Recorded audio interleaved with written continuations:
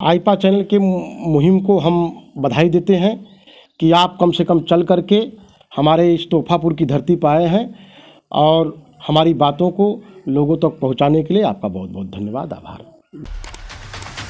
जी नमस्कार, मैं हूं वाराणसी से शैलेंद्र सिंह और आप देख रहे हैं आईपा। इसके अंतर्गत बातें होती हैं प्रगतिशील राजनीति की और चर्चाएं करते कुछ खास महत्वपूर्ण बिंदुओं पर। चूंकि चुनावी आगाज़ हो चुका है 2022 का, तो जानते हैं कि क्या हाल है इस समय।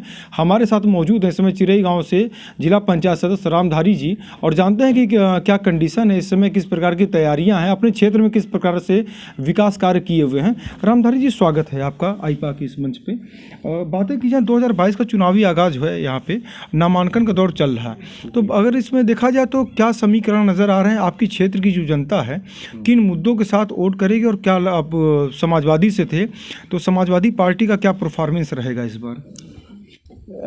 समाजवादी पार्टी विकास की पार्टी है जी, और विकास पर हम लोग गठबंधन में चुनाव लड़ रहे हैं, और यहाँ के प्रत्याशी हमारे गठबंधन के आदरणीय ओम प्रकाश राजभर जी के बेटे अरविंद राजभर जी हैं। यहाँ पे देखा जाए जैसे 2017 की अगर बातें की जाए तो बीजेपी के खाते में 8 की 8 सीटें जा चुकी थी। बीजेपी के खाते में एनडीए की जो सरकार बनी हुई यहाँ पे, तो अब जैसे समाजवादी पार्टी किस आधार पर अपने प्रत्याशी को जिताने का प्रयास करेगी यहाँ पे? चूँकि आप यहाँ पे जिला पंचायत सदस्य भी हैं चिरई गाँव से, शिवपुर विधानसभा भी लगेगा यहाँ पे आपका जो क्षेत्र है, तो कितना कड़ा मुकाबला नज़र आता है यहाँ पे? कड़ा मुकाबला तो है नहीं, इसलिए कि 2012 में जब समाजवादी पार्टी की सरकार बनी थी तो विकास के मुद्दे पर काम हुआ था, और आदरणीय अखिलेश यादव जी हमारे मुख्यमंत्री के तौर पर एक अच्छे विकास पुरुष के नाम पर काम किए। अब जनता ने 2017 में इनके भारतीय जनता पार्टी के जुमलों में फंस गई जनता, इनके जुमलों में फंस गई, और वोट में थोड़ा, और ये लोग ईवीएम मशीन और प्रचार का दुरुपयोग करना ये भारतीय जनता पार्टी के जेहन में है। तो आपको बता दें कि अब वही चाल इस बार भी वो चल रहे हैं। 200 रुपये का 5 किलो अनाज आता है। पूरी सरकार जब तक राज्य में रही तब तक तो अनाज नहीं दिए। भाई हम तब आपको मानेंगे जब सरकार शुरू हुई, आपने गद्दी संभाला और 5 किलो अनाज आप देना शुरू कर दिए होते, विधवा पेंशन देना शुरू कर दिए होते, जो तमाम मूलभूत सुविधाएं थी देना शुरू कर दिए होते। आपने समाजवादी पेंशन काट दिया, तो तमाम इस तरीके की जो चीज़ें थी जनता के हक में आपने काट दिया।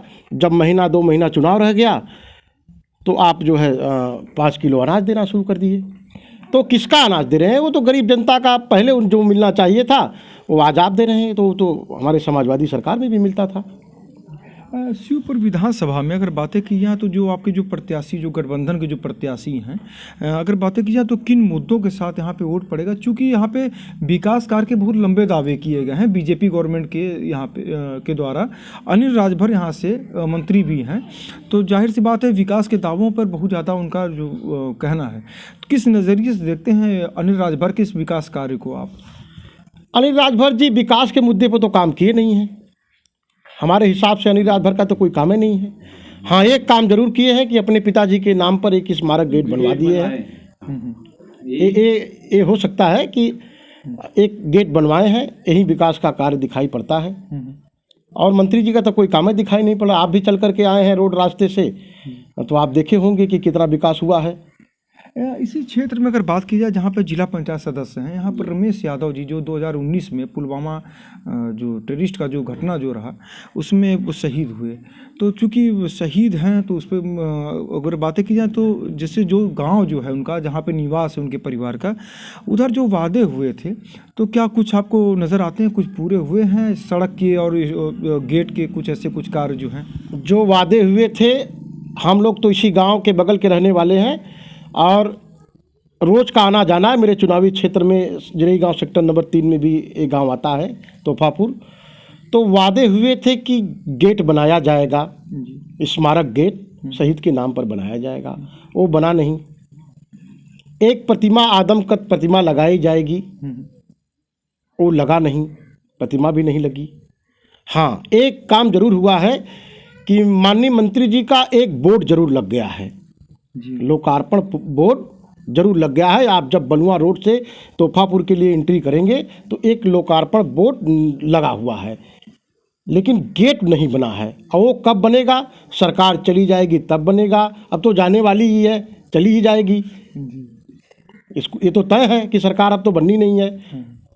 और प्रचंड बहुमत से समाजवादी पार्टी की माननीय अखिलेश यादव जी के निर्देशन में होने जा रहा है चुनाव और समाजवादी पार्टी की सरकार बनेगी। अगर कहीं जैसे मंत्री हैं वो कार्य पूरा नहीं कर पा रहे हैं, तो जिला पंचायत सदस्य भी हैं आप, तो क्या ये आपका भी दायित्व तो हो सकता है जैसे कि अगर वो कार्य पूरा नहीं कर पा रहे तो कुछ आपके पास भी ऐसे कुछ बजट सेंक्शन है? जैसे तोहफापुर चूँकि एक चर्चित गाँव है, यहाँ पे शहीद का गाँव है ये, तो क्या आपके भी माध्यम से कुछ ऐसी योजनाएँ आ सकती हैं यहाँ पे, सड़क वगैरह की जो भी कार्य हैं जो आपके उसमें अधिकार क्षेत्र में आते हों? हाँ, जरूर आ सकती हैं।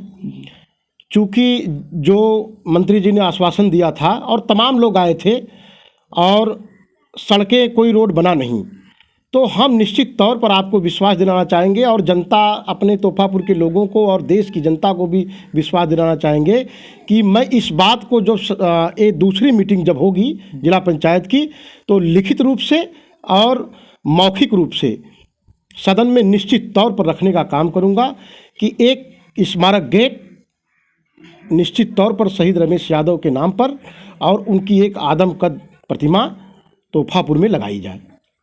2022 का जो चुनाव है ये, अगर इस चुनाव के नज़रियों को अगर देखा जाए यहाँ पे, तो जो विशेष मुद्दे जो नज़र आते हैं यहाँ पे, वो विशेष मुद्दे क्या नज़र आते हैं? स्थानीय का सड़कों की बात की जाए, जगह जगह जैसे शिवपुर विधानसभा की बातें की जाए, चूँकि बीएसपी भी यहाँ पे अपने कैंडिडेट्स को लड़ा रही है, गठबंधन से आप भी यहाँ पे ओम प्रकाश राजभर के लड़के स्वतः यहाँ पर लड़ रहे हैं, तो अगर बातें की जाए तो यहाँ पे मूलभूत जो समस्याएँ जो नज़र आई वो क्या समस्याएँ नज़र आई, उसका निदान क्या नज़र आता है आपको? सबसे पहले मैं आपको बता दूं कि मूलभूत सुविधाओं में सबसे पहले सड़क आती है जी। इसलिए कि हमने मैगजीन में पढ़ा था कि अमेरिका ने सड़कों को बनाया और सड़कों ने अमेरिका को बनाया, तो जहां जाने के लिए रास्ता नहीं रहेगा तो उस गांव का विकास नहीं हो सकता है जी। ऐसा मैंने हम मैगजीन में पढ़ा था। तो आपको बता दें कि मेरी भी प्राथमिकता है कि अब तक जिला पंचायत से 7-8 काम मेरे लग चुके हैं, जो एक तरफ से कमौली से शुरू होकर के बबनपुरा, रायपुरा और तोहफापुर में भी एक काम हमारा लगा हुआ है। तो हम इस पर हमेशा के लिए विकास पर चर्चा करते हैं सदन में।